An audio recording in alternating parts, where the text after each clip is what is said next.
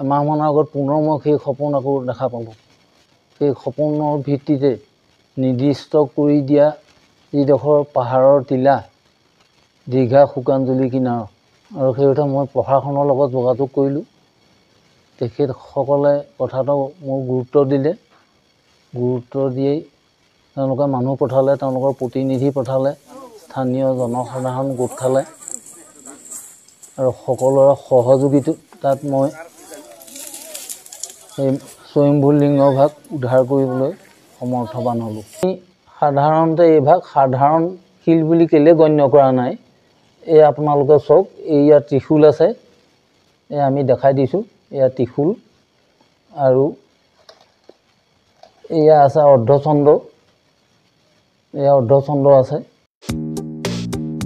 নমস্কাৰ, স্বাগতম আপোনালোক সকলোকে আমাৰ ইউটিউব চেনেলৰ আজি অন্য এটি ভিডিঅ'লৈ আপোনালোকক স্বাগতম জনালোঁ। হয়, আজি মই আছোঁ এজন বিশেষ ব্যক্তি, যিজন ব্যক্তিক আপোনালোকে দেখা পাই আছিলে আজি দুই এদিনত, যি ছ'চিয়েল মিডিয়াত দেখা পাইছিলে। এটা বাবাৰ লিংগ হাতত লৈ তেওঁ আগবাঢ়ি আহিছিলে, এখন পাহাৰৰ ওপৰৰ পৰা নামি আহিছিলে, এখন নদীৰ পাৰ হৈ আহিছিলে। হয়, আৰু সেই ব্যক্তিজন এখেত, আৰু এওঁ হ'ল সন্মানীয় প্ৰদীপ গোস্বামীদেৱ।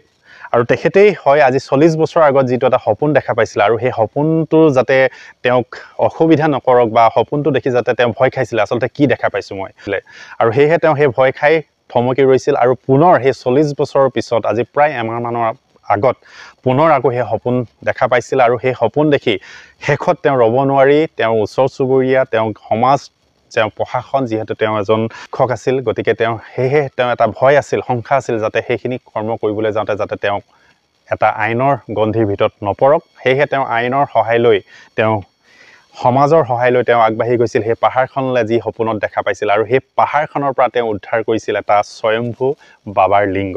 আৰু আমি সকলোখিনি তাৰ ৰহস্য কথা ক'ম, আমি পাতিম সকলোখিনি কথা, ক'ত পাইছিলে, কেনেকৈ পাইছিলে, আৰু আপোনালোকে পোৱাটো যিহেতু কথা গম পাইছিলে, কিন্তু এতিয়া ৰাখিছে কেনেকৈ, আছে ক'ত, আৰু তাৰ দ্বাৰা তেওঁ কিখিনি ফল পাইছে বা কিখিনি দুখ পাইছে, সমাজৰ পৰা কিখিনি সুখ পাইছে, সেই সকলোখিনি কথা পাতি আছোঁ। গতিকে আপোনাক আমাৰ চেনেললৈ স্বাগতম জনালোঁ, আমাৰ দৰ্শকলৈ।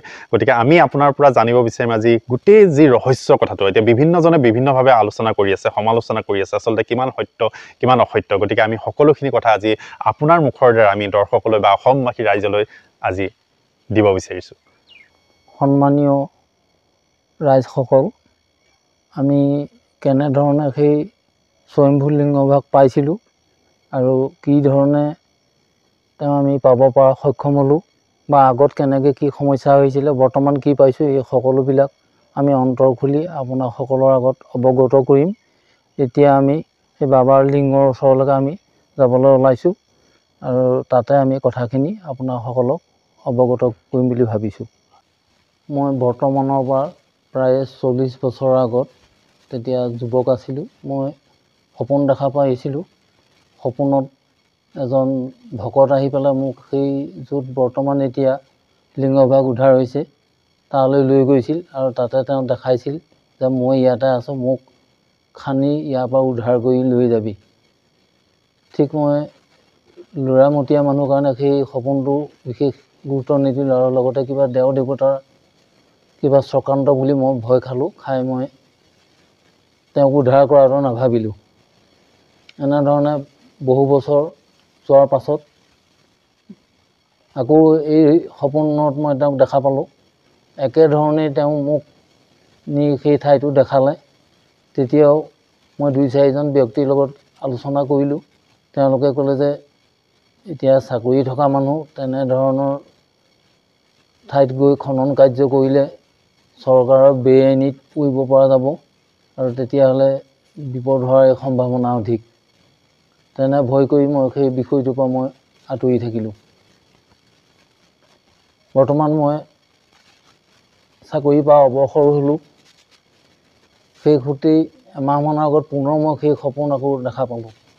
সেই সপোনৰ ভিত্তিতে নিৰ্দিষ্ট কৰি দিয়া যিডোখৰ পাহাৰৰ টিলা দীঘা শুকানজুলি কিনাৰ, সেই টিলাটোত মই গৈ চালোঁগৈ পুনৰ ঠাইটো কেনেকুৱা হ'ব। আৰু সেই কথা মই প্ৰশাসনৰ লগত যোগাযোগ কৰিলোঁ। তেখেতসকলে কথাটো মোৰ গুৰুত্ব দিলে। গুৰুত্ব দিয়েই তেওঁলোকে মানুহ পঠালে, তেওঁলোকৰ প্ৰতিনিধি পঠালে, স্থানীয় জনসাধাৰণ গোট খালে আৰু সকলোৰে সহযোগিতাত মই এই স্বয়ম্ভু লিংগভাগ উদ্ধাৰ কৰিবলৈ সমৰ্থবান হ'লোঁ। এই ক্ষেত্ৰত অৱশ্যে মই বৰ দুখেৰে এটা কথা জনাওঁ, বহু সংখ্যক লোকে আমাক বৰ মানুহ কষ্ট দিছে। আমাৰ নিতৌ শিৱক চাবলৈ অহা লোকৰ পৰা কিমান উপাৰ্জন হৈছে তেনেধৰণৰ ঠাট্টা মস্কৰাৰ কথা কৈছে আৰু লগতে এই ভাগ মই ব্যৱসায় ভিত্তিতহে ইয়াত প্ৰতিষ্ঠা কৰিবলৈ আনিছোঁ বুলি কৈছে। এনেধৰণৰ কথাত আমি মৰ্মাহত হৈছোঁ আৰু লগতে চৰকাৰে আমাক এতিয়া পেঞ্চন দিয়ে, পেঞ্চনেৰেই আমি তেনেই সৰু পৰিয়ালটো চলাই যাবলৈ আমি সমৰ্থ হৈ আছোঁ। আমি এনেধৰণৰ ভগৱানৰ নামত ব্যৱসায় কৰা মনোবৃত্তি একেবাৰেই নাই আৰু যাতে ভৱিষ্যতেও নহওক জীয়াই থকাকেইটা দিন। এই মৰ্মে আমি অতি দুখিত হৈ এই স্বয়ম্ভু লিংগভাগ নিজেই পূজা পাতল কৰি থাকিম বুলি ভাৱনা কৰিছিলোঁ। পিছে এতিয়া আমি ৰাইজক দান দি দিয়াই চিন্তা কৰিছোঁ।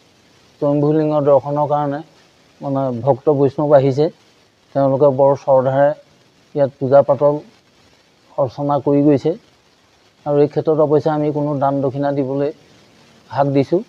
কাৰণ কেলৈ আমি ব্যৱসায় ভিত্তিতে এইভাগ লৈছোঁ বুলি কোৱাৰ কাৰণে আমি যিয়ে আহিছে দৰ্শনাৰ্থী সকলোকে আমি কৈছোঁ যে আপোনালোকে নিজে পূজা পাতল কৰক, কিন্তু ইয়াত দান দক্ষিণাৰ নামত এটকাও অৰ্চনা নকৰিব। তো তেওঁ পৰি আছিলে কাৰণে স্বপ্নযোগে আমাক দিলে কাৰণে আমি তেওঁক উদ্ধাৰহে কৰিলোঁ। সদাশয় ধৰ্মপ্ৰাণ লোকে যিয়ে তেওঁক সৎভাৱনাৰে মান্যতা দি পালন কৰিবলৈ বিচাৰে তেনে সৎজন ব্যক্তি বা সমাজক আমি অৰ্পণ কৰিবলৈ সদায় সাজু আছোঁ। বুদ্ধি জ্ঞানীসকলৰ বিচাৰ্য বিষয়। আমি অল্পমতি মানুহ, আমাৰ ধ্যান ধাৰণাৰ বিশ্বাসে তেনেকেই হ'ব বুলি ভাবিছোঁ। জ্ঞানী গুণীসকলে এয়া কি বস্তুনো তেওঁলোকে যদি কিবা মতামত দিয়ে আমি তাকে গ্ৰহণ কৰিম আৰু আমি অল্পমতি অজ্ঞানীয়ে ইয়াতে আমি ঈশ্বৰত্ব দৰ্শন কৰিবলৈ পাইছোঁ, দেখা পাইছোঁ আৰু আমি ভাবিছোঁ। ভাৱনাই ভক্তি, গতিকে আমাৰ ভাৱনাত তেওঁক আমি ঈশ্বৰত্ব আৰোপ কৰিবলৈ আগবাঢ়িছোঁ আৰু ভাবিও লৈছোঁ। গতিকে যদি কোনোবা সদাশয় জ্ঞানী ব্যক্তিয়ে এয়া নহয় বুলি আমাক কয় তেতিয়াও আমাৰ ক'বলগীয়া একো নাই। তথাপিতো আমি আমাৰ ভাৱ ধাৰণা ক্ষুদ্ৰ জ্ঞানেৰে তাকেই বুজি পাইছোঁ।